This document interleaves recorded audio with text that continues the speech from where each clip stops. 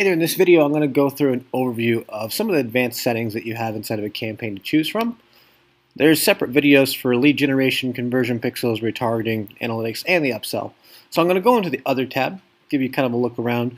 You'll be able to create custom URLs, and there should be a video for that. If you want to show the front or the back of a shirt as a default, add a tracking variable. Mainly what people just use this for is to add tracking variables and then kind of copy and paste their URLs to make it look just the way they want it. Social preview settings. When you share a link on Facebook or Twitter or Pinterest or anything like that, if you don't select an actual photo yourself, say somebody shares a raw link, they will choose whatever image they want to pick up for the social preview. Now, if you'd really like to optimize things, you can go in here, select your social title. It says, if it's not a pit, limited edition. I just checked out this great t-shirt.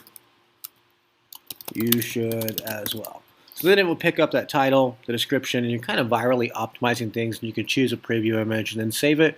And then that's what all those social media outlets are going to pick up. And it allows you to get more traction because you can customize as much as possible. We have a really nice default set, so you don't have to go in and customize stuff, but if you'd like to, it's there. Then the general settings show the number of the sales to your campaign for social proof or not.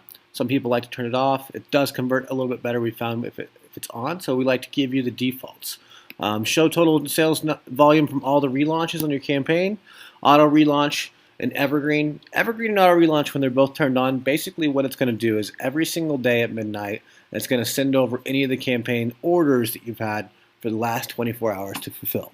This is going to give it, what this allows us to do is basically get orders to us faster for processing and for printing, so your customers get them as quick as possible.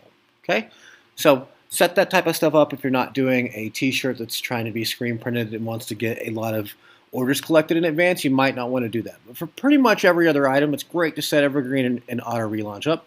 Zooming allows on an item on desktop for when you roll over it with your cursor to zoom in or zoom out automatically. So if you've got a detailed design, you definitely want to turn that on. If it's not so detailed, maybe leave it off. And then on mobile, you can't auto zoom, obviously, because it wouldn't do so well. They zoom with your fingers. So that does just apply to desktop. So you can show the timer, turn the timer on and off, the expiration date on and off. Charge more for bigger sizes. This applies to t-shirts. So if you've got a shirt that's going to have double XL, triple XL, 4XL, or 5XL, it does cost more just for those garments. So we do charge more to you as well. So you want to pass those charges on to your customer. This allows you to turn that off, but we recommend keeping it on. Okay, so there's a question mark on it. So that allows you to keep the static cost, not a static cost, but allows you to keep a static margin as you go up to bigger sizes. Okay. Default side to show, front or back. If you've got something that's got a lot of stuff on it, maybe a patch on the front pocket of a logo, and then a detailed design in the back, maybe you'll want to show the back as a default. You can show a style as a default. Delay, what a delay is if you want the sales counter to only show after you've got 3 sales, you set the delay on, and you click update. If not, after it gets 2 sales, it's already set to turn on for you. So hopefully that makes sense.